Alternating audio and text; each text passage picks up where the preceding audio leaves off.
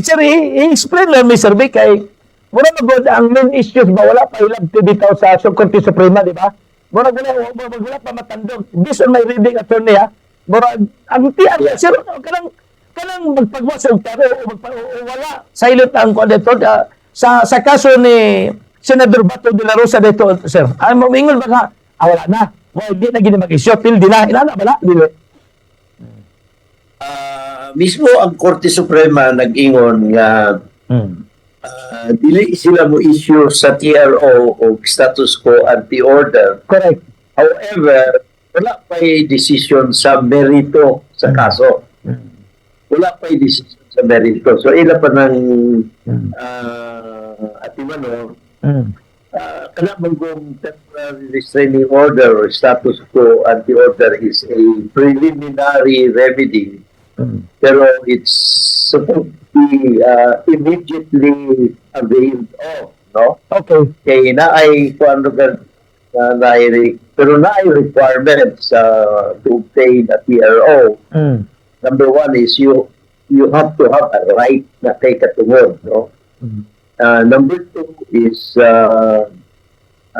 naay threat na kanang right is going to be transgressed, no? Okay.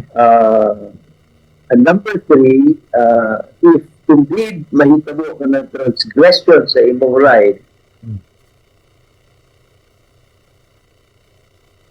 Yes, sir. Pinawala yung internet, wifi. sa issue sa PRO. Okay. Now, yung Suprema, wala man kanang tulo ka requirements, no? Pero split sila. Split. 9, 5, and 1. 9, 5. So, pagyapon na, no? Dili pagyapon na clear majority, no? Pero of course, na ay majority. Oh. Now, so, the legal situation, legal status, wala ba TRO, we deny, and ang status quo anti-order. So, which means, legally, na ang gobyerno pwedeng enforcear ang ICC warrant of arrest na dili kinahanglan nga mag-obtain sa local court order Okay. authorizing the service of that international warrant of arrest, ICC. Now, kuha ka na, Bubu James, no? Kung tanaw, sa mga rason sa nga nung ang Korte Suprema was led to that decision, kaya maawa mag-good si Senator Bato, sibat siya. Correct. And usually ang mga immediate relief na imong pangayon sa Korte Suprema, ihatag ka na if you are able to show you're entitled to it, no? However, kung wala ka mo submiter sa jurisdiction sa gobyerno, normally, lisod ka na ihatag. Why would the Supreme Court grant you a relief nga di magani ka respeto sa balaod, no? Oh. Ato iyang pagsibat ka no? Wala nga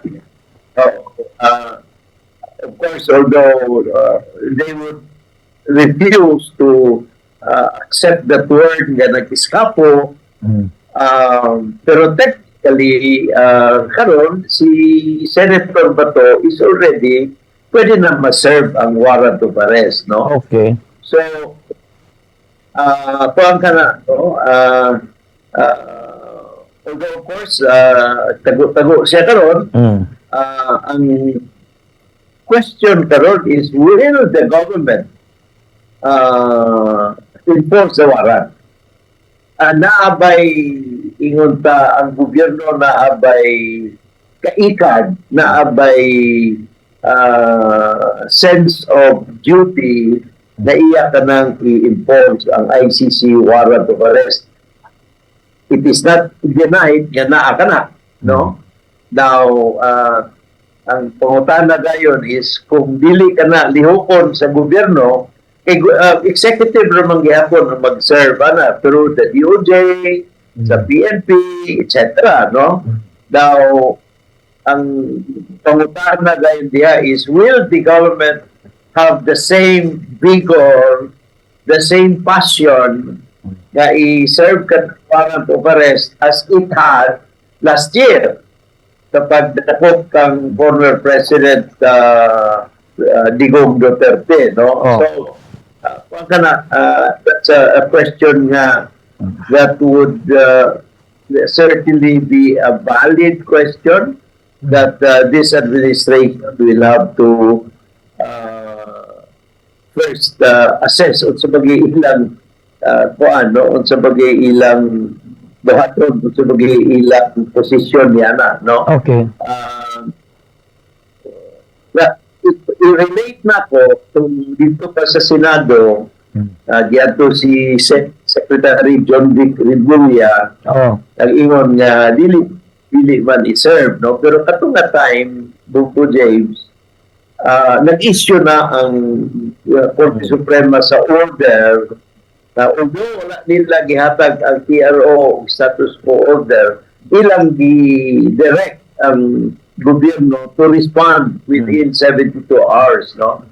And naasay directive job sa side ni Senator Bato to comment on that response within another period of 72 hours, no? So, technically, katong pag-require sa Korte Suprema sa government to respond, to comment on that petition. Sige. Katong tayo kay Burag din. Sa executive ang ICC warrant out of respect to Suprema. Noon ang kita na to, ang Korte Suprema sad, out of respect sa gobyerno, iya sang di-issue ang iya order kagapon. So, set to timing, dili maghang, dili issue. Okay.